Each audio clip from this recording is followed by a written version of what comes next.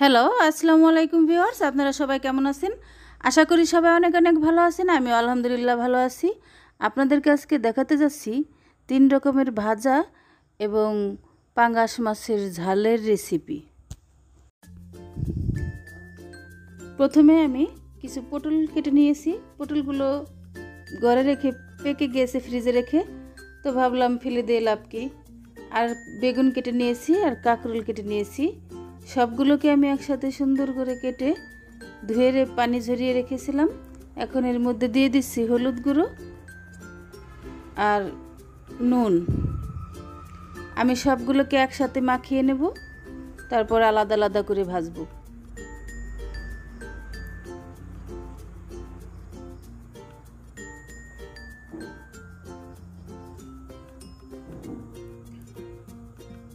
দেখুন আমার মাখানো হয়ে গিয়েছে।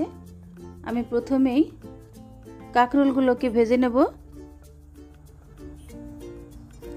আমি কড়াইয়ে তেল গরম করে নিয়েছিলাম আগে থেকেই।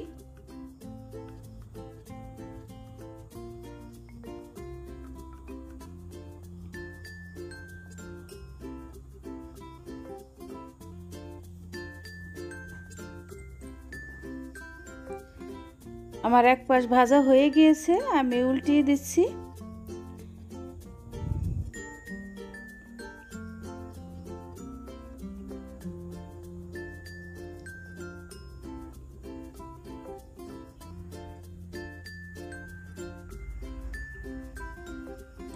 দেখুন আমি লাল লাল করে ভেজে নিয়েছি। আমার ভাজা হয়ে গিয়েছে, আমি একটা প্লেটে তুলে নিয়েছি।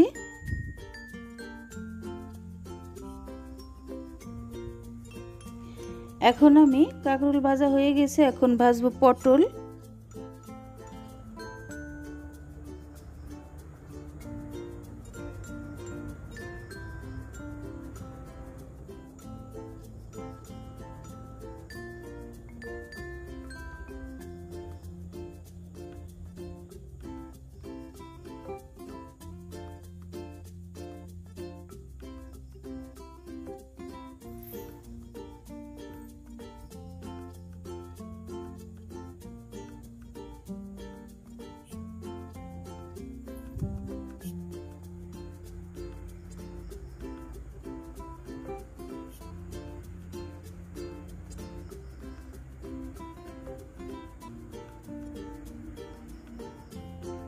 আমার এক পাশ ভাজা হয়ে গিয়েছে, আমি উল্টিয়ে দিয়েছি।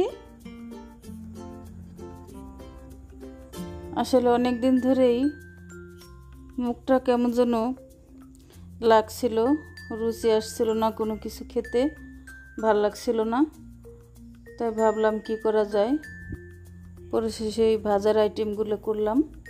দেখুন আমার পটল ভাজা হয়ে গিয়েছে।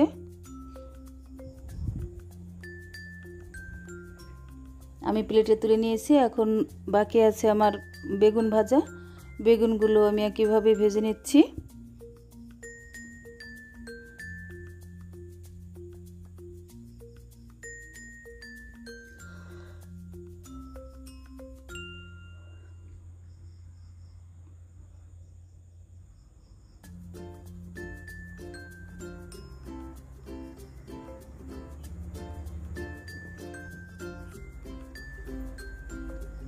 এই ফাঁকে আমি যে পাঙ্গাস মাছের ঝালটা রান্না করব, আমি তার জন্য পাঙ্গাস মাছের মধ্যে কিছু হলুদ আর নুন মাখিয়ে নিচ্ছি এগুলোকে ভাজার জন্য।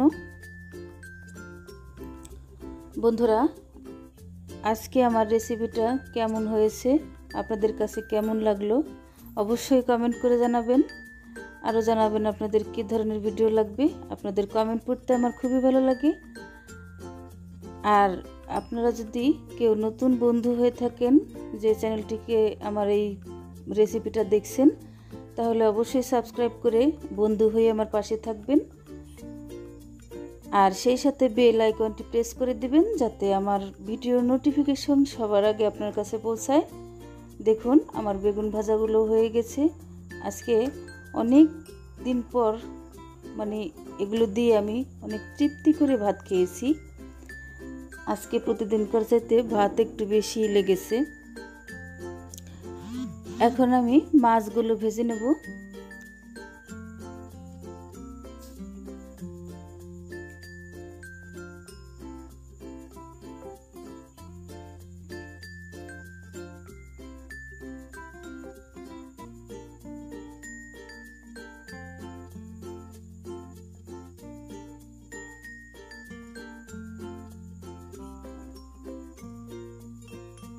দেখুন আমার এক পাশ ভাজা হয়ে গেছে, আমি অপর পাশ উল্টিয়ে দিচ্ছি।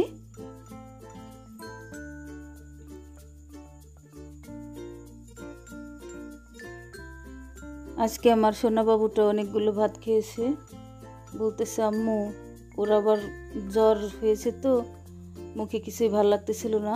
আমি এই সাথে আবার অনেকগুলো পেঁয়াজ আর মরিচ ভেজে নিয়েছিলাম, কাঁচা মরিচ, সেগুলো দিয়ে ডুলে ডুলে মরিচগুলো ডুলে ডুলে ভাতের মধ্যে দিয়েছি।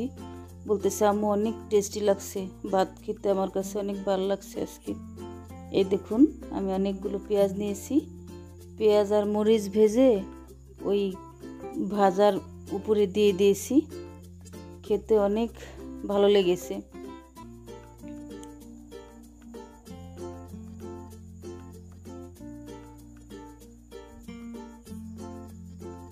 দেখুন আমি পেঁয়াজ মরিচের মধ্যে অল্প পরিমাণে একটু নুন দিয়ে দিয়েছি। এখন এগুলোকে ভেজে নেব সুন্দর করে, লাল লাল করে।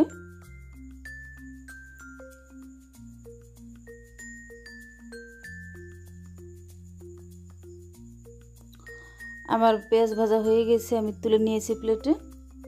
এখন আমি মাছের ঝাল রান্না করব, পাঙাশ মাছের ঝাল। সেজন্য কড়াইয়ে আর একটু তেল দিয়ে দিচ্ছি। তেল দিয়ে আমি পেঁয়াজগুলোকে কষিয়ে নেব, পেঁয়াজগুলোকে লাল করে ভেজে নেব।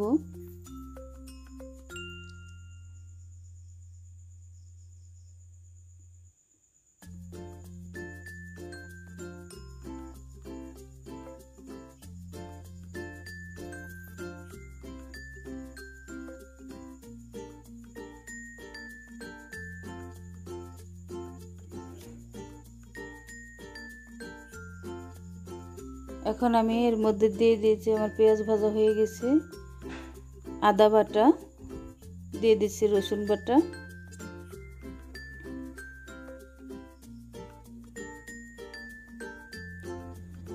আজকে একটা জিনিস মিস করেছি রান্না করার সময়, দিয়ে দিচ্ছি হলুদ গুঁড়ো।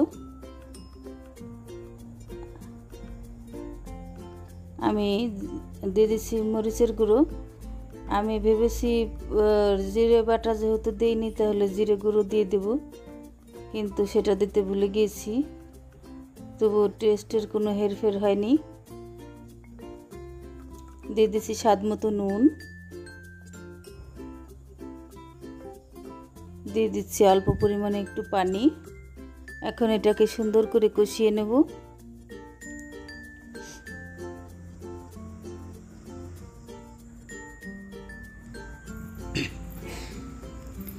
এখন আমার মশলা কষানো হয়ে গিয়েছে, আমি এর মধ্যে ভাজা মাছগুলো দিয়ে দিয়েছি।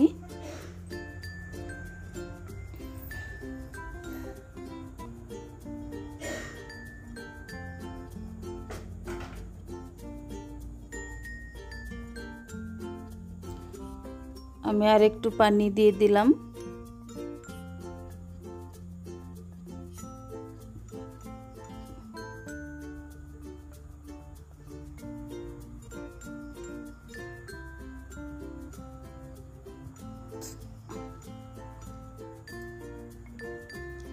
এখন আমার রান্নাটা প্রায় হয়ে গিয়েছে, আমি দিয়ে দিচ্ছি ধনিয়া পাতা কুচি। এখন আমি নেড়েচেড়ে একটু মিশিয়ে নেব।